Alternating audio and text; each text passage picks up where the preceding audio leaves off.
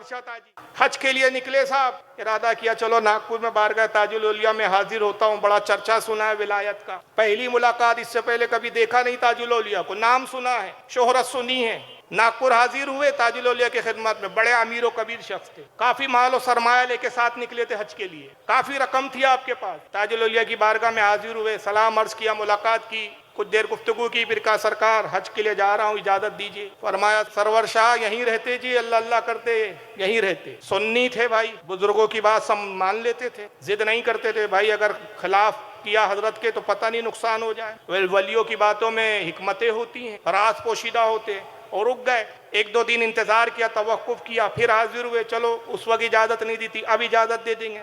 फिर हाजिर हुए, सरकार हज के लिए जा रहा हूँ, इजाजत दी। कहा कहाना जी सरवर शाह यही रहते, अल्लाह अल्लाह करते यही रहते। हुजूर हज के लिए जाना है, कहा कह दिया ना जी यही रहते अल्लाह अल्लाह करते। रुके साहब, 2 दिन 3 दिन, कुछ दिन तो दिन भी गिने, अब दिन गिनना भी छोड़ दिया। मगर जब भी हाजिर होते हैं, जुरत करते हैं, हिम्मत करते हैं, कहते सरकार इजाजत दें। जुमला यही इरशाद होता है बारगाह ताजुल औलिया से, सरवर शाह ताजी यहीं रहते अल्लाह अल्लाह करते। अब जो 5-7 में पैसा था खर्च होने लगा, गुरबा मसाकीन, अब यहाँ तो गुरबा भी होते थे उस वक्त, ताजुल औलिया की बारगाह में कोई ज़रूरतमंद आ गया, ये उसकी खुद भी ज़रूरत पूरी कर देते थे। और रकम गुरबा मसाकीन खुदामों में बांटना शुरू कर दिया, रकम खत्म हो गई। खुद की हालत ये हो गई, फाकों की नौबत आ गई। अब खुद फाके कोई खिला देता है तो खा लेते, न नहाने का होश, न कपड़े का होश, नाखून बढ़ गए हैं, जुल्फे बाल बढ़ गए हैं, कपड़े गंदे और मैले हो गए, अब खुद दीवाने हो गए हैं। अब इजाजत का गया जी जमाना, हज का पीरियड भी निकल गया, अब काय की इजाजत। अब दीवानगी में घूम रहे हैं, मगर एक अजीब मामला है, कब वक्त गुजरा पता ही नहीं, दिन नहीं पता, महीने नहीं पता, बस दीवानगी में घूम रहे हैं। पड़े हैं बारगाह ताजुल औलिया में, अब कभी मुलाकात के लिए पहुंच भी जाते हैं तो ताजुल औलिया ठीक से गुफ्तगू नहीं करते हैं।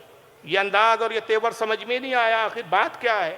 रोक तो मुझे रोक लिया और खुद नजर इल्तिफात नहीं करते। जब बड़े परेशान हुए तो एक शिकवा भरी मनकबत लिखते हैं, बड़ी मशहूर मनकबत है, एक तू ही है तुझे परवाह ही नहीं, एक तू है तुझे परवाह ही नहीं, एक मैं हूं परेशान तेरे लिए। इमलाक लुटा घर बार छुटा, ऐ सरवरे गुलिस्ता तेरे लिए। और फिर मक्ते में जो कहा, आय हाय क्या शेर था खुदा की कसम। ताजुल औलिया की सकावत को आवाज दी है इस शेर के अंदर। और वो फिर यूं कहते हैं, फूलों से लदे खुशबू में बसे, फूलों से लदे खुशबू में बसे, दुल्हा सा बने कांधों पे चढ़े, आ देख के सरवर जाते हैं यूं शहर खामोशा तेरे लिए। शहर खामोशा कब्रिस्तान को कहते हैं जनाब। आजकल उर्दू से बड़ा तंग दामन है ना हमारी कौम का, तो अशार को भी समझाना पड़ता है। मंजर कशी क्या है, जनाजे को शादी की बारात से ताबीर किया है कि सरवर जाएंगा आपके गम में, आपको परवाह नहीं है, कोई बात नहीं, आपकी मोहब्बत में मर जाऊंगा, दर नहीं छोड़ूंगा, परवाह नहीं, कोई बात नहीं, लेकिन किस शान से मरूंगा, किस शान से जाऊंगा, गोया कि मैं शादी के लिए जा रहा हूं, दुल्हा सा बने फूलों से लदे। दूल्हे को फूल से लदाया जाता है, खुशबू में बसे, खुशबू लगाई जाती है, कांधों पे चढ़े, दूल्हा सा बने कांधों पे चढ़े, आ देख के सरवर जाते हैं यूं शेर खामोशा तेरे लिए। बस जब ये शेर कहा मुस्कुरा दिया, अच्छा तो सरवर शाह जी जाओ हज करके आते, जाओ सरवर शाह जी हज करके आते।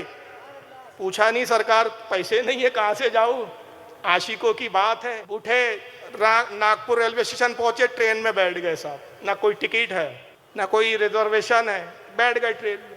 टिकट चेकर आया, कुछ पूछा ही नहीं साहब, हालत देखकर ही समझा कोई बुजुर्ग मजदूब है। बंबई में उतरे, रेलवे स्टेशन पे उतरे, खड़े हैं, करूँ तो क्या करूँ, हज को जाना है। एक साहब ढूंढते हुए आ रहे, सरवर शाह ताजी आप ही हैं जी, फकीरी, अस्सलाम वालेकुम, चलिए हुजूर। कौन आप? सरकार ताजुल औलिया का खादिम हूँ, रात ही में बशारत हुई हमारा आशिक आ रहा है, हज कराओ। सुभान अल्लाह।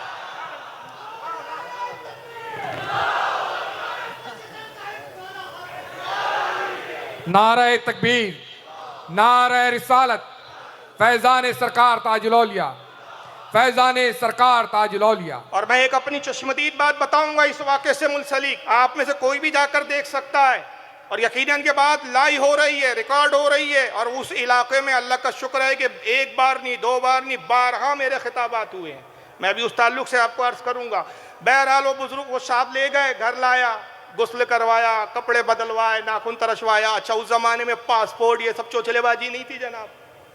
आप सोच रहे होंगे भाई ख्याल आएगा किसी नौजवान को कल एतराज़ करे यार ये ऐसा कैसा हज हो गया भाई साहब।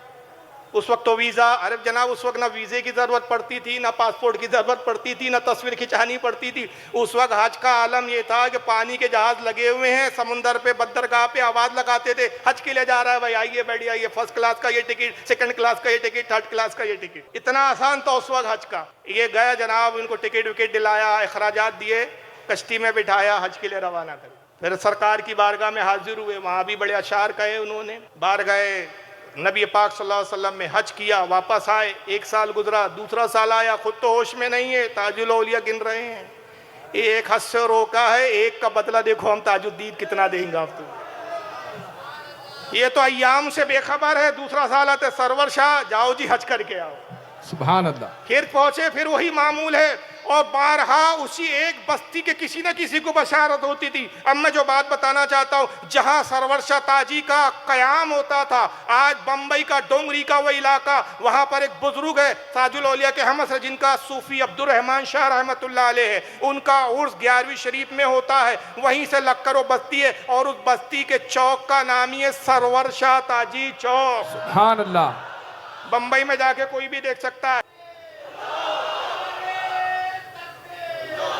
और जिस कमरे में, जिस कयाम गाह में आपका कयाम होता था, वो कमरा आज भी उन लोगों ने वैसे ही रखा है। और सरवर शाह ताजी और ताजुल औलिया के ऐसे चाहने वाले लोग हैं, खुदा की कसम, कि उर्स सूफी अब्दुल रहमान शाह रहमतुल्लाह अलैह का होता है। मुख्तलिफ प्रोग्रामात होते, जैसे यहाँ भी प्रोग्रामात का सिलसिला चल रहा है कि किसी की तकरीर हो रही है, किसी की नातखानी हो रही है, वहाँ भी चलता है। और एक दिन उस वहाँ के लोगों का वो दिया जाता है मौका, और वो पूरी रात सिर्फ कलाम सरवर पढ़ते हैं। सुभान अल्लाह, सुभान अल्लाह। और कलाम सरवर में मनकबत ताजुल औलिया भी पढ़ी जाती है। और ये मैंने खुद अपनी आंखों से देखा। आप में से भी 11वीं शरीफ में जाके उर्स की तकारीब को आप देख सकते हैं। बहरहाल हर साल सरवर शाह ताजी को हज के लिए हुक्म होता, चाहो जी सरवर शाह हज करते, आप जाते, और इसी तरह हज होता रहा। अब ये तो बड़ा इख्तिलाफ है, बाद ने का 14 हज कर लिए, बाद ने का 16, 17, 38 तक लोगों ने तादाद बयान की। लेकिन अगर मैं कहूँ कमतर तादाद 14 पर हम कनात कर ले, इक्तफा कर ले, तो ताजुल औलिया की बारगाह से एक हज से रोककर 14 हज करा दिए गए। खुद सरवर शाह ताजी फरमाते हैं कि अगर मैं एक हज करता अपने मालो दौलत से, तो एक करता, 2 करता। ये निगाहे ताजुल औलिया थी कि एक हज से रोककर 14 हज का हाजी बना दिया। नारे तकबीर, नारे रिसालत, फैजाने सरकार ताजुल औलिया, वासिफे सरकार ताजुल औलिया। और फिर ऐसा नवाजा, विलायत के उस मकाम पर फायज किया कि आज आपके पायती में मज़ार है, दुनिया आज एक आलम एक फैज़याब हो रहा है। मगर याद रखिए, बाद में मकाम विलायत पर ही करता हुआ चल रहा हूँ। सरवर शाह ताजी रहमतुल्लाह अलैह इतनी सोहबत याफ्ता, ज़िंदगी वफ़ कर दी ताजुल औलिया की बारगाह में, फ़ना फ़ी ताज की मंजिल पर फायज हो गए। मगर जब यूसुफ शाह ताजी रहमतुल्लाह अलैह किताब लिखने का इरादा करते हैं, सरवर शाह ताजी के पास पहुँचते हैं। सरवर शाह, आप तो हमसे ज़्यादा ताजुल औलिया की सोहबत में रहे, तो मैं चाहता हूँ कि क्यों ना ये सवाने लिखने का काम आप ही अपने ज़िम्मे ले, आप ही लिखे ताजुल औलिया की सवाने। का बाबा यूसुफ शाह, कहाँ मैं और कहाँ ताजुल औलिया की सवाने। का अच्छा आप इब्तिदाई हालात लिख लें। इब्तिदा के वक्त तो आप थे, हम नहीं थे, हम बाद में आए बारगाह ताजुल औलिया में। आप इब्तिदाई हालात लिख ले। क्या फरमाते सरवर शाह ताजी? यूसुफ शाह, आप इब्तिदाई कहते, मैं ताजुल औलिया की इब्तिदा ही नहीं समझ सका, तो लिखूँ तो क्या लिखूँ। तो सरवर शाह ताजी इब्तिदा ना जान सके तो इंतहा का हलम क्या होगा भाई, कौन समझा है। 1.25 लाख वलियों में एक सरवर शाह ताजी है, एक हज़रत बाबा मंसूर शाह है जिनको हम जानते हैं, और अल्लाह जाने कितने हैं, बहुत सौ के तो नाम भी हमें पता नहीं। 1.25 लाख की तादाद में मैंने अर्ज़ किया ना कितनी है। मगर एक ये भी है कि जब दिया तो आपका ये जुमला बड़ा अजीब व गरीब जुमला है। हम इस जुमले को कहने और सुनने के बाद ताजुल औलिया और अल्लाह की पनाह भी चाहते और उनसे अच्छी उम्मीद भी रखते। आप फरमाते, जिसको ताजुद्दीन ने दे दिया उससे कोई छीन ना सका, और जिससे छीन लिया उसको कोई दे ना सका।